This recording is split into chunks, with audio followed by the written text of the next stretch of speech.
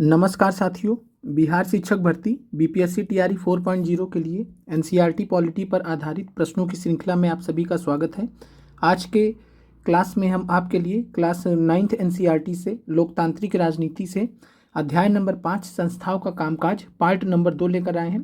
कल हमने आपको एपिसोड नंबर 4 में संस्थाओं के कामकाज से रिलेटेड पार्ट 1 के वीडियो में हमने आपको 20 महत्वपूर्ण प्रश्न कराए थे और आज इसी कड़ी में आपका संस्थाओं का जो कामकाज है ये चैप्टर आज समाप्त हो जाएगा।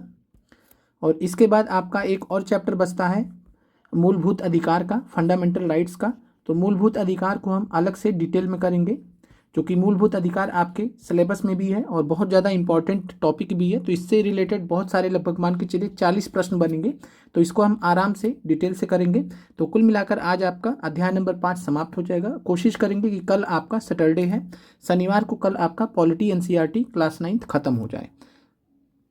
इसके अलावा संडे को हमने जो है आपको बोला था सैटरडे को, लेकिन संडे को आपका जो हिस्ट्री पॉलिटी का 6 to 8 के जो कैंडिडेट्स हैं, हिस्ट्री पॉलिटी का कंप्लीट जो स्ट्रेटजी और सिलेबस है सब कुछ हम डिस्कस करेंगे। साथ में जो भी हमारे तरफ से आपको नोट्स वगैरह प्रोवाइड कराए जाएंगे उसके बारे में भी हम इसमें चर्चा करेंगे। तो जो हिस्ट्री पॉलिटी के जो भी अभ्यर्थी हों जिनका 6 to 8 में हिस्ट्री पॉलिटी या जियोग्राफी भी है, तो आप संडे को ये वीडियो जरूर देख लीजिएगा। जिनका जियोग्राफी है उनके लिए हम वहाँ पर बता देंगे कि आपको क्या करना है। जियोग्राफी के लिए हमने ऑलरेडी 6 to 8 के लिए डिस्कस कर चुके हैं, तो 6 to 8 में हिस्ट्री पॉलिटी वाले अभ्यर्थियों के लिए हम संडे को डिस्कस करेंगे। कल आपकी क्लासेस चलेंगी। एपिसोड नंबर 5 है। प्रश्न आपके सामने पहला है, जवाब दीजिएगा और जवाब देते समय 21 में ABC क्या होगा इस तरीके से आपको कमेंट करना है। किसी भी देश में कानून बनाने का सबसे बड़ा अधिकार किसके पास होता है?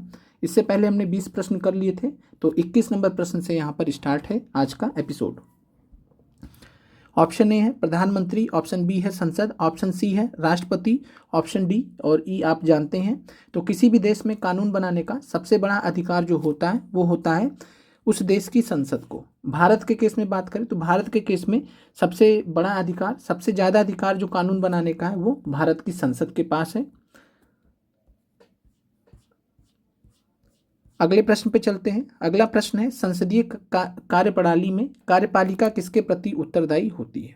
तो संसदीय प्रणाली, जैसा कि भारत में संसदीय प्रणाली का सिस्टम है जो कि हमने ब्रिटेन से अडॉप्ट किया है, और कार्यपालिका यहाँ पर आपको बताना है किसके प्रति उत्तरदायी होती है। रेस्पॉन्सिबल होती है, विधायिका के प्रति होती है, जनता के प्रति होती है या न्यायपालिका के प्रति होती है?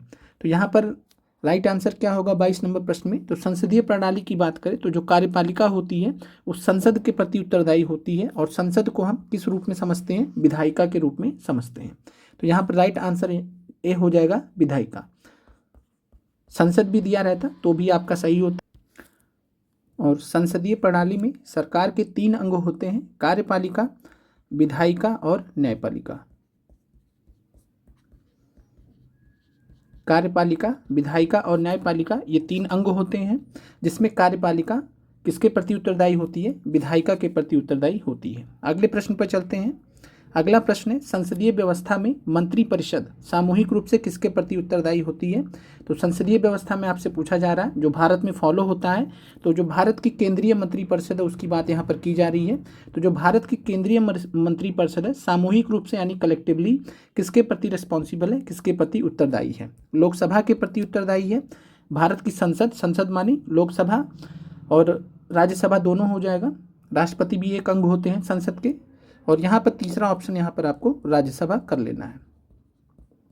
तो संसदीय व्यवस्था में मंत्रिपरिषद सामूहिक रूप से किसके प्रति उत्तरदायी होती है? तो संसदीय व्यवस्था में जब आपसे मंत्रिपरिषद का पूछेगा तो जो मंत्रिपरिषद होती है ये सामूहिक रूप से लोकसभा के प्रति उत्तरदायी होती है। ये आपको ध्यान रखना है। जब आपसे कार्यपालिका पूछेगा तब आपको पूरा संसद मानना है, जब आपसे कार्यपालिका का पूछेगा तब आपको पूरा संसद या विधायिका मानना है, आंसर वहाँ पर। और जब आपसे मंत्रिपरिषद केवल पूछेगा तो जो मंत्रिपरिषद होती है वो लोकसभा के प्रति ही उत्तरदायी होती है। लोकसभा के प्रति ही क्यों उत्तरदायी होती है? क्योंकि लोकसभा के जो सदस्य होते हैं प्रत्यक्ष रूप से जनता द्वारा चुने हुए होते हैं। यही कारण है कि जो केंद्रीय मंत्रिपरिषद होती है सामूहिक रूप से लोकसभा के प्रति उत्तरदायी होती है। ऑप्शन सी यहाँ पर राज्यसभा था। 23 नंबर प्रश्न में राइट आंसर ए होगा। अगले प्रश्न पे चलते हैं। और मान लीजिए कि आगे अगर आधे से अधिक लोकसभा के जो सदस्य हैं लिखित में दे देते हैं कि उन्हें मंत्रिपरिषद पर विश्वास नहीं है, तो प्रधानमंत्री समेत सभी मंत्रियों को पद छोड़ना पड़ता है, जिसको हम नो कॉन्फिडेंस मोशन के रूप में समझते हैं, अविश्वास प्रस्ताव कहते हैं। अगला प्रश्न है, निम्नलिखित में से किस सदन का चुनाव परोक्ष रूप से होता है? परोक्ष तरीके से किसका होता है? Indirect election. परोक्ष को हम अप्रत्यक्ष भी कहते हैं। तो परोक्ष, अप्रत्यक्ष या इनडायरेक्ट तरीके से किस सदन का चुनाव होता है? लोकसभा, राज्यसभा या राज्य विधानसभा। तो 24 नंबर प्रश्न में क्या राइट आंसर होगा? तो किस सदन का चुनाव परोक्ष रूप से होता है? लोकसभा की बात करें तो प्रत्यक्ष रूप से जनता के द्वारा चुनकर आते हैं सदस्य।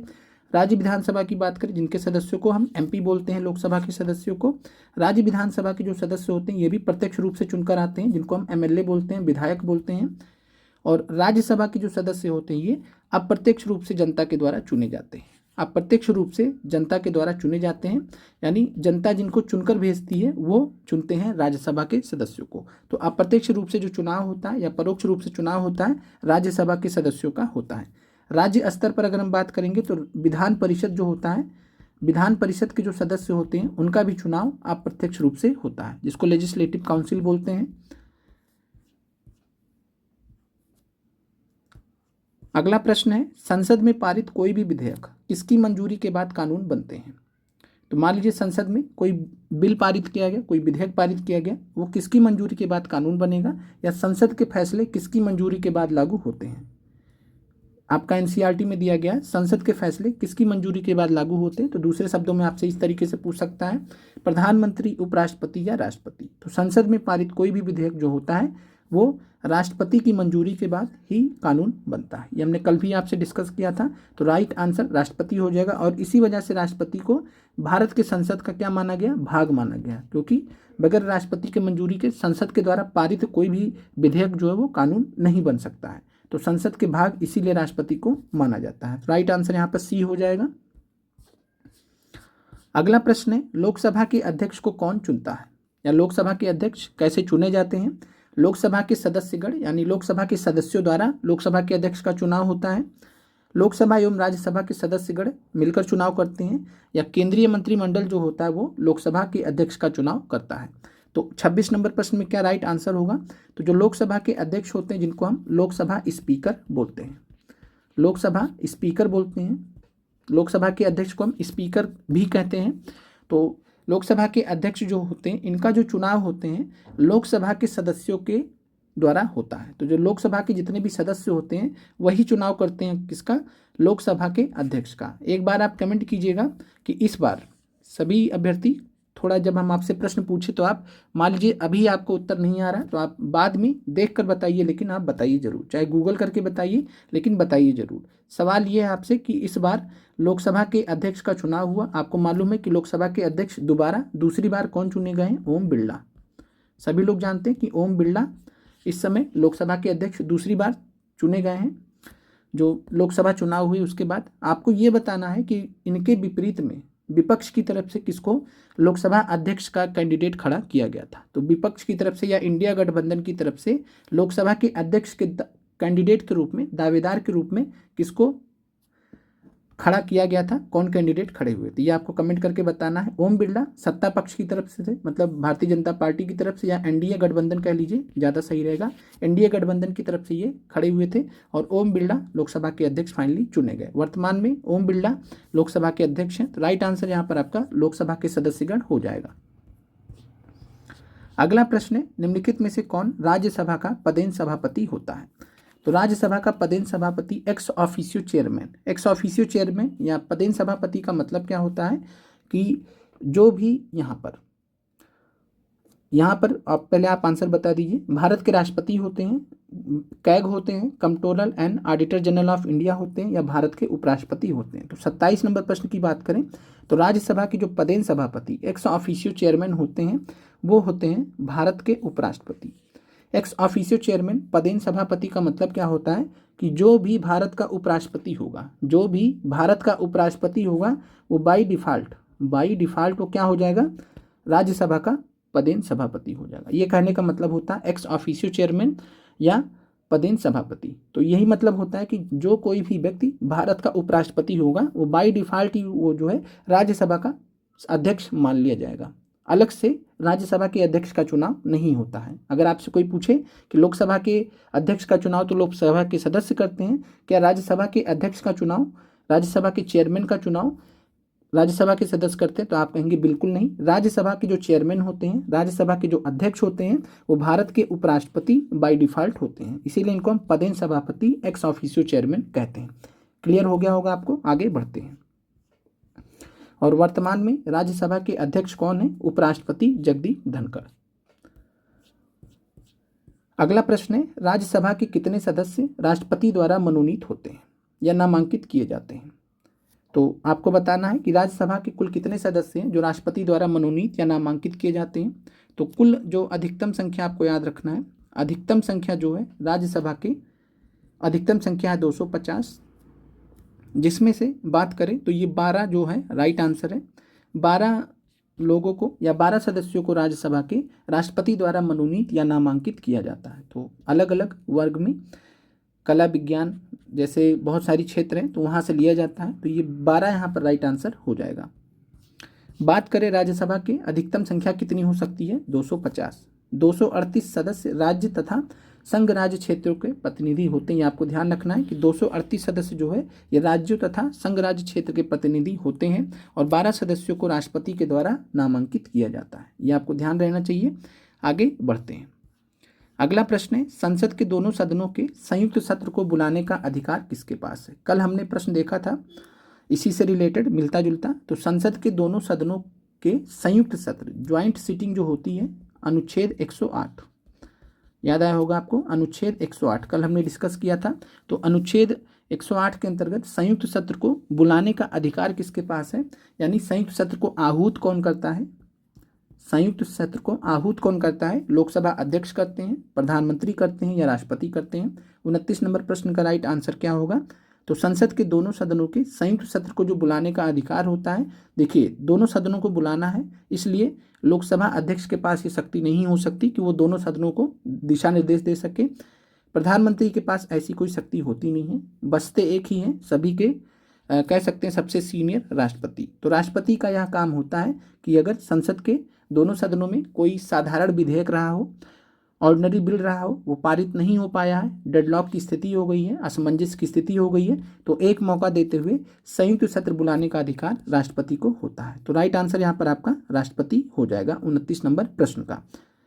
भारत के राष्ट्रपति के पास दोनों सदनों के संयुक्त सत्र को बुलाने का अधिकार होता है। संयुक्त सत्र की अध्यक्षता कौन करते हैं? संयुक्त सत्र के अध्यक्ष कौन होते हैं? तो लोकसभा के अध्यक्ष या लोकसभा स्पीकर होते हैं। जब किसी विधेयक को संसद के दोनों सदनों के संयुक्त बैठक में भेजा जाता है तो इसे पारित करना होता है। ऑप्शन ए आपके सामने है कि जब कोई विधेयक है संसद के दोनों सदनों के पास गया, संयुक्त बैठक बुलाई गई, यानी लोकसभा और राज्यसभा दोनों सदस्य बैठे, तो उसको कैसे पारित किया जाना चाहिए? ऑप्शन ए है उपस्थित और मतदान करने वाले सदस्यों का एक साधारण बहुमत, सिंपल मेजॉरिटी। दूसरा है विशेष मेजॉरिटी। तीसरा है प्रभावी बहुमत। तो आपको बताना है कि जब कोई भी विधेयक संसद के दोनों सदनों के संयुक्त बैठक में भेजा जाता है, संयुक्त बैठक होती है, तो उसे पारित करने की प्रक्रिया क्या होती है? तो ये साधारण बहुमत होता है, लेकिन यहाँ पर उपस्थित और मतदान करने वाले सदस्यों का लिया जाता है साधारण बहुमत। तो ये लोकसभा और राज्यसभा दोनों का मिलाकर लिया जाता है, क्योंकि लोकसभा के सदस्यों की संख्या ज़्यादा होती है। ऐसे केस में जिसका लोकसभा में बहुमत है उसी का ओवरऑल चल जाता है, जनरली ऐसा होता है। तो उपस्थित और मतदान करने वाले सदस्यों का एक साधारण बहुमत के जरिए पारित करना होता है संयुक्त बैठक में। और संयुक्त बैठक की अध्यक्षता लोकसभा अध्यक्ष ही क्यों करते हैं? तो देखिए यहाँ पर दो विकल्प हैं, एक तो लोकसभा अध्यक्ष हैं और दूसरे राज्यसभा चेयरमैन। तो राज्यसभा के जो चेयरमैन है और दूसरी तरफ लोकसभा के अध्यक्ष हैं।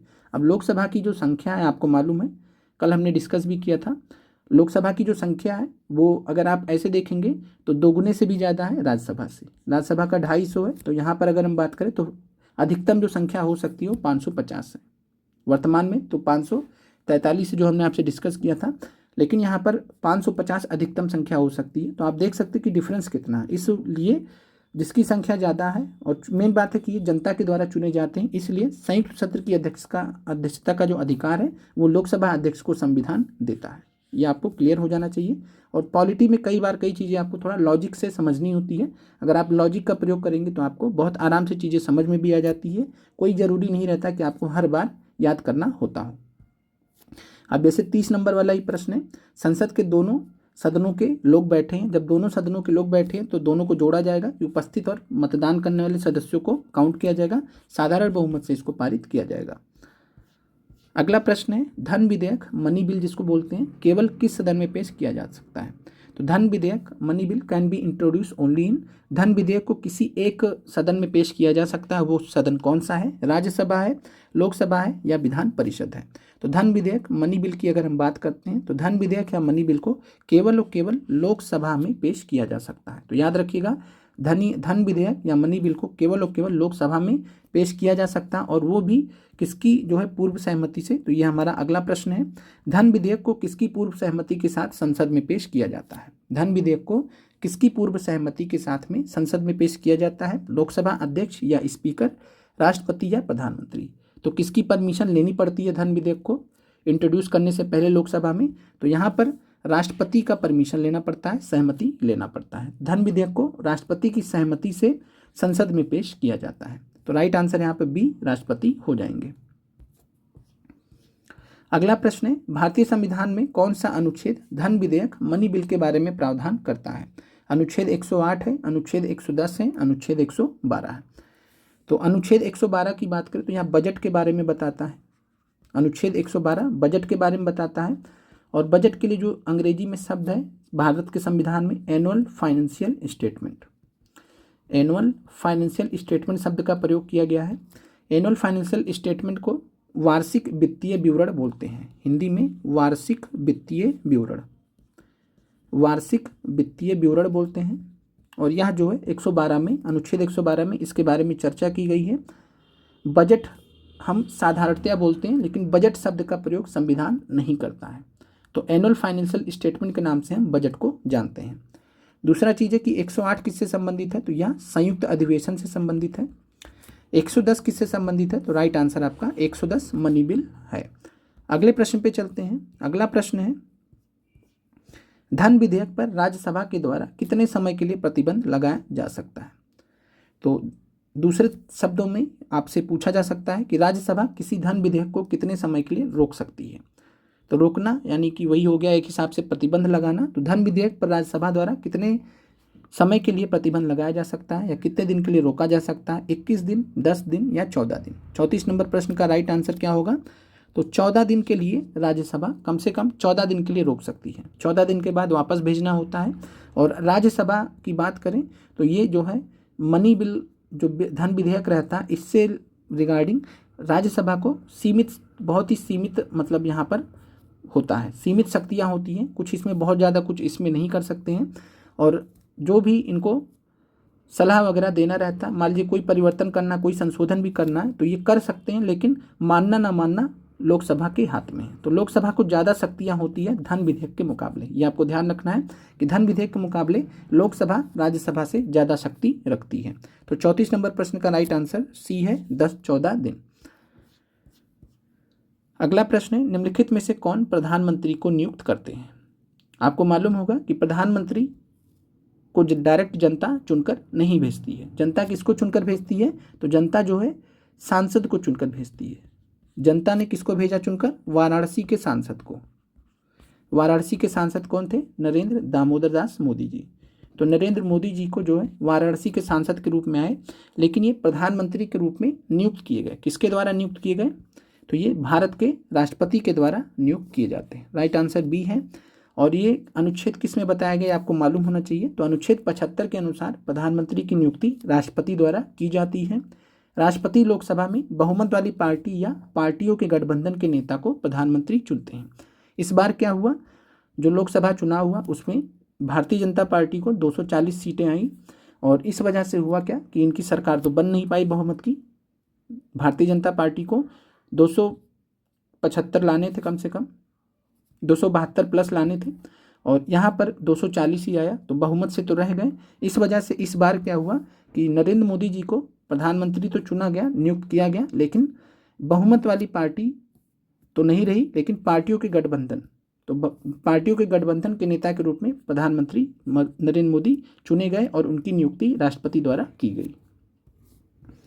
प्रधानमंत्री की सलाह पर राष्ट्रपति दूसरे मंत्रियों को नियुक्त करते हैं। तो ये भी आपको ध्यान रखना कि जो दूसरे केंद्रीय मंत्री है, मान लीजिए कि जो है गृह मंत्री बनाना था अमित शाह जी को, तो गृह मंत्री अगर अमित शाह जी को बनाना था तो ये काम किसने करवाया? तो प्रधानमंत्री ने सलाह दिया राष्ट्रपति जी को कि आपने हमें प्रधानमंत्री नियुक्त कर दिया, अब आप अमित शाह जी को, मोटा भाई अमित शाह जी को गृह मंत्री बना दीजिए। तो राष्ट्रपति ने अमित शाह जी को गृह मंत्री नियुक्त कर दिया। ऐसे ही रक्षा मंत्री, वित्त मंत्री, ऐसे ही राष्ट्रपति अन्य मंत्रियों को नियुक्त करते हैं। किसकी सलाह पर? प्रधानमंत्री की सलाह पर। अगला प्रश्न है, कभी कभी ऐसे व्यक्ति को भी मंत्री बनाया जा सकता है जो संसद का सदस्य नहीं हो, यानी लोकसभा का भी सदस्य ना हो वो व्यक्ति और ना ही राज्यसभा का हो, लेकिन उस व्यक्ति का मंत्री बनने के कितने समय के भीतर संसद के दोनों सदनों में से किसी एक का सदस्य चुना जाना जरूरी है। तो आपको बताना है कि अगर कोई व्यक्ति है जो मंत्री बनना चाहता है, केंद्रीय मंत्री बनना चाहता है, या राज्य स्तर पर बात करें तो राज्य के कैबिनेट में मंत्री बनना चाहता है, तो वो कितने समय के भीतर उसको जो है दोनों सदनों में से किसी एक सदन का सदस्य चुना जाना जरूरी है। 4 महीने के अंदर, 6 महीने के अंदर या 3 महीने के अंदर। तो संविधान ने प्रावधान किया है कि अगर ऐसा कोई केस होता है कि अगर किसी व्यक्ति को मंत्री बनाना है तो मंत्री बनने का कंडीशन, एक एक्स्ट्रा कंडीशन दिया गया है कि अगर कोई व्यक्ति राज्यसभा या लोकसभा, केंद्र की बात करें तो राज्यसभा या लोकसभा का मान लीजिए सांसद नहीं है, तो उसको 6 महीने के लिए बनाया जा सकता है मैक्सिमम। तो 6 महीने तक बिना जो है राज्यसभा और लोकसभा का सांसद बने बिना भी 6 महीने तक कोई भी केंद्रीय मंत्री बन सकता है राष्ट्रपति के द्वारा नियुक्त करके। लेकिन 6 महीने के भीतर इनको क्या करना होगा? संसद के दोनों सदन, लोकसभा या राज्यसभा में से कोई एक, या तो लोकसभा या तो राज्यसभा, तो दोनों में से किसी एक का सदस्य चुना जाना जरूरी है। अगर ये नहीं चुने जाएंगे तो फिर इनको जो है हटा दिया जाएगा। तो मैक्सिमम कोई व्यक्ति 6 महीने तक रह सकता है। ये कहने का मतलब है कि कोई व्यक्ति मैक्सिमम 6 महीने तक मंत्री बने रह सकता है बिना लोकसभा या राज्यसभा का सदस्य रहे बिना। अगले प्रश्न पे चलते हैं। निम्नलिखित में से कौन राष्ट्रपति को चुनते हैं? आपको बताना है कि राष्ट्रपति को चुनते कौन है, राष्ट्रपति का चुनाव कौन करते हैं? जनता चुनाव करती है। भारत के संदर्भ में पूछा जा रहा है, ये भी आपको बता दें, भारत के संदर्भ में आपको बताना है। तो निम्नलिखित में से कौन भारत के राष्ट्रपति को चुनते हैं? जनता, संसद के सभी सदस्य, तीसरा ऑप्शन है संसद के निर्वाचित सदस्य और राज्य विधानसभाओं के निर्वाचित सदस्य। क्या आंसर होगा 37 नंबर प्रश्न का? तो राष्ट्रपति की बात करें तो राष्ट्रपति के लिए एक निर्वाचक मंडल बनाया गया है। डिटेल में हमने 11th क्लास में भी पढ़ा इसके बारे में। तो निर्वाचक जो मंडल होता है राष्ट्रपति का, उसके अंतर्गत संसद के निर्वाचित सदस्य और राज्य विधानसभाओं के निर्वाचित सदस्य इंक्लूड किए जाते हैं सामान्यतः। तो ये यहाँ पर राइट आंसर आपका सी हो जाएगा। और यहाँ पर एक्स्ट्रा भी आपको एक ध्यान रखना है कि केंद्र शासित प्रदेश दिल्ली और पुडुचेरी, तो केंद्र शासित प्रदेश दिल्ली और पुडुचेरी विधानसभा, ध्यान रखिएगा, दिल्ली और पुडुचेरी केंद्र शासित प्रदेश भी है और यहाँ पर विधानसभा भी एग्जिस्ट करती है। तो विधानसभा अगर यहाँ पर है, विधानसभा दोनों में, तो यहाँ के विधानसभा के जो सदस्य होते हैं, विधानसभा के जो सदस्य होते हैं निर्वाचित मतलब जिनका चुनाव जनता ने किया है। निर्वाचित तो निर्वाचित का मतलब होता है जिनका चुनाव जनता ने किया है। तो दिल्ली पुडुचेरी विधानसभा के जो निर्वाचित सदस्य होते हैं वो भी पार्टिसिपेट करते हैं राष्ट्रपति के चुनाव में, ये कहने का मतलब है। तो राइट आंसर यहाँ पर सी है। राष्ट्रपति के चुनाव के लिए एक निर्वाचक मंडल होता है जो राष्ट्रपति का चुनाव करते हैं। आपको कमेंट करके बताना है किस अनुच्छेद के अंतर्गत ये बात कही गई। हमने आपको क्लास 11th NCERT में पढ़ा रखा है। लोकसभा और राज्यसभा के जो निर्वाचित सदस्य होते हैं ये हो गए, यानी कि लोकसभा के ऐसे सदस्य जिनका चुनाव मतलब जो जनता के द्वारा चुन के गए हैं, राज्यसभा के ऐसे सदस्य जो कि जिनका इलेक्शन हुआ जनता के द्वारा अप्रत्यक्ष रूप से ही सही लेकिन चुने गए हैं। तो ये हो गए निर्वाचित सदस्य। इसमें राज्यसभा के मनोनीत सदस्य नहीं होते हैं, ये कहने का मतलब जो मनोनीत 12 सदस्य थे ये नहीं भाग लेते हैं राष्ट्रपति के चुनाव में, बाकी जो चुने गए हैं अप्रत्यक्ष रूप से वो रहते हैं। राज्य विधानसभा के निर्वाचित सदस्य इसमें होते हैं जो MLA वगैरह होते हैं जिनका चुनाव जनता ने किया है, विधायक ने, ये होते हैं। दिल्ली और पुडुचेरी विधानसभा के निर्वाचित सदस्य। तो 3 प्रकार से आपको यहाँ पर ध्यान रखना है। और यहाँ पर उपयुक्त जो विकल्प था, यहाँ पर आप कहेंगे दिल्ली पुडुचेरी तो नहीं लिखा, उससे नहीं फर्क है।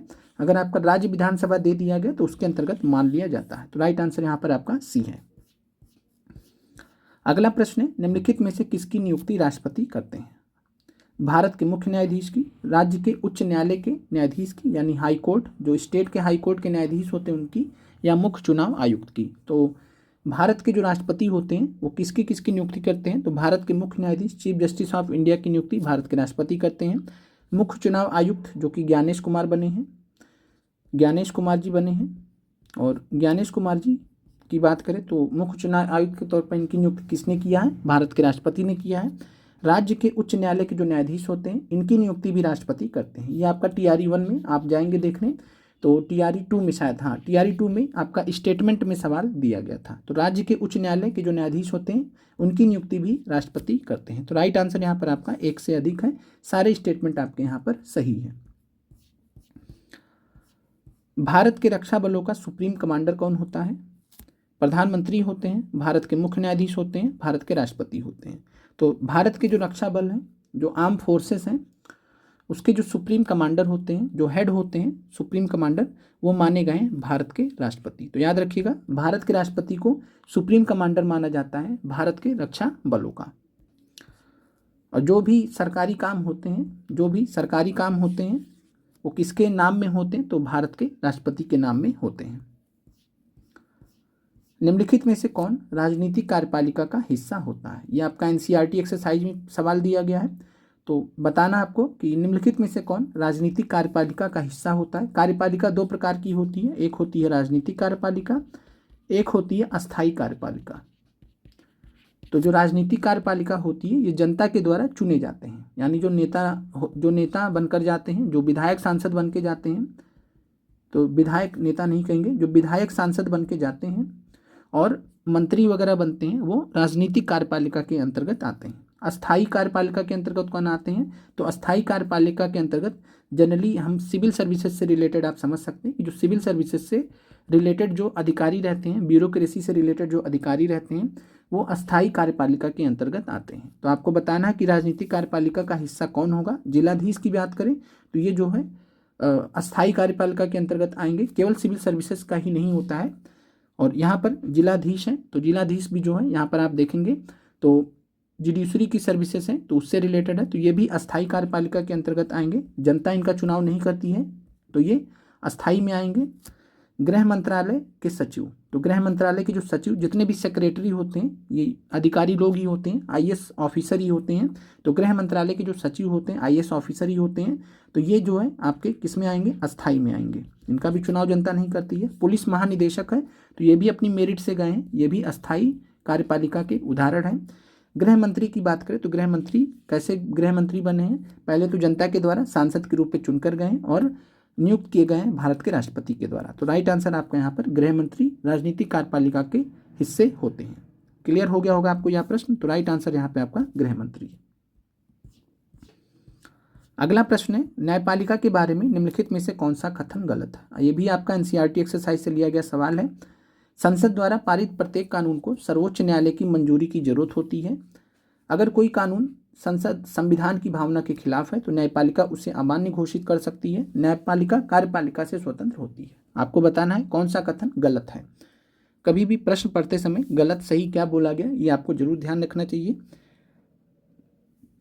न्यायपालिका कार्यपालिका से स्वतंत्र होती है, बात बिल्कुल सही है। अगर कोई कानून संविधान की भावना के खिलाफ है तो न्यायपालिका उसे अमान्य घोषित कर देगी। जैसे इलेक्टोरल बॉन्ड, चुनावी बॉन्ड का जो कॉन्सेप्ट लेकर आई थी मोदी सरकार, उसको फाइनली न्यायपालिका ने, सुप्रीम कोर्ट ने अमान्य घोषित कर दिया, अनकॉन्स्टिट्यूशनल घोषित कर दिया। इसके अलावा एक जो है NGAC एक्ट लेकर आई थी, NGAC एक्ट लेकर आई थी। और इस NGAC एक्ट को भी या बिल को भी, NGAC बिल को भी जो है सुप्रीम कोर्ट ने इनवैलिड करार दे दिया था। तो ऐसा किया जा सकता है, दोनों यहाँ पर सही है। ये आपका गलत है। संसद द्वारा पारित प्रत्येक कानून को सर्वोच्च न्यायालय की मंजूरी की जरूरत नहीं होती है। तो संसद द्वारा जो भी कानून पारित किया जाता है, जो भी विधेयक पारित किया जाता है, उसको मंजूरी की जरूरत पड़ती है राष्ट्रपति की। राष्ट्रपति अपनी मंजूरी देता है और वो कानून बन जाता है। ये हमने पहले चर्चा कर लिया। तो सर्वोच्च न्यायालय की मंजूरी की जरूरत नहीं होती सभी कानून को। कुछ ऐसे कानून हो सकते हैं जिसको लेकर कुछ विवाद हो जाए और उसमें जब कोई सर्वोच्च न्यायालय जाएगा तब सर्वोच्च न्यायालय उसमें इन्वॉल्व होगा। सर्वोच्च न्यायालय अपने मन से जनरली इन्वॉल्व नहीं होता है किसी कानून में। तो 41 नंबर में आपका राइट आंसर ए हो जाएगा। 42 नंबर प्रश्न है, निम्नलिखित राजनीतिक संस्थाओं में से कौन सी संस्था देश के मौजूदा कानून में संशोधन कर सकती है। तो आपको दिए गए विकल्पों में से बताना, जब आपका निम्नलिखित लिख दिया जाए मतलब आपको 3 विकल्पों में से बताना है कि क्या 3 विकल्प में दिए गए 3 विकल्प में कोई ऐसी संस्था है जो मौजूदा कानून में संशोधन कर सकती है या नहीं। इस हिसाब से आपको सोचना होता है। तो निम्नलिखित शब्द से आपको बहुत ध्यान रखना है, सर्वोच्च न्यायालय, राष्ट्रपति और संसद। तो आप यहाँ पर देखेंगे तो आप समझ जाएंगे कि केंद्र स्तर पर पूछ रहा है, विकल्प देख के आप समझ जाएंगे केंद्र स्तर पर पूछ रहा है। केंद्र स्तर पर बात करें तो मौजूदा कानून में संशोधन करने का जो पावर है संसद के पास है। संसद के पास सबसे ज़्यादा शक्तियाँ भी हैं, कानून मतलब कानून बनाने से लेकर कानून में संशोधन करने तक का। तो राइट आंसर यहाँ पर संसद है। कोई विधेयक धन विधेयक है या नहीं, इसका निर्णय लेने की एकमात्र और अंतिम शक्ति किसके पास होती है। तो कोई विधेयक धन विधेयक है या नहीं, इसका निर्णय लेने की एकमात्र और अंतिम शक्ति, एकमात्र और अंतिम शक्ति का मतलब है कि आप जो है धन विधेयक को लेकर हाई कोर्ट सुप्रीम कोर्ट नहीं जा सकते कि जो है धन विधेयक नहीं था फिर भी धन विधेयक बना दिया, ऐसा नहीं कर सकते हैं। तो अंतिम शक्ति, एकमात्र और अंतिम शक्ति धन विधेयक पर निर्णय लेने की, धन विधेयक को सर्टिफाई करने की। तो धन विधेयक को सर्टिफाई कौन करता है, एक ही प्रश्न है, लोकसभा के अध्यक्ष। तो राइट आंसर है यहाँ पर 43वें नंबर प्रश्न का ए है, लोकसभा के अध्यक्ष। उम्मीद करते हैं कि आज को आपकी क्लास अच्छी लगी होगी और आप एक बार कमेंट कर दीजिएगा कि आज के 23 प्रश्न में से आपके कितने प्रश्न सही हुए हैं। और आप साथ में जो भी अभ्यर्थी नए जुड़े हैं, क्लास 9th की NCERT कंप्लीट कर लीजिए, हमने पढ़ा रखा आपको, और पढ़ने के बाद फिर आप इस प्लेलिस्ट को फॉलो कीजिए। मिलते हैं आप लोगों से कल, और कल आप लोगों का जो भूगोल का क्लास रहेगा, भूगोल का क्लास हम कल आपको सुबह ही अपडेट कर पाएंगे क्योंकि कहीं बाहर जाना है, और जैसे भी तैयार होगा हम आपको अपडेट कर देंगे और उसी हिसाब से कोशिश करेंगे 10 बजे देने का। अगर 10 बजे नहीं हो पाता तो आप एक बार चेक कर लीजिएगा टेलीग्राम में, वहाँ पर हम आपको अपडेट कर देंगे। कोशिश करेंगे 10 बजे सुबह प्रोवाइड करने का। क्लास 11th NCERT हम चाह रहे हैं कल आपका ख़त्म हो जाए। मिलते हैं आप लोगों से कल। आप लोगों का देखने के लिए धन्यवाद।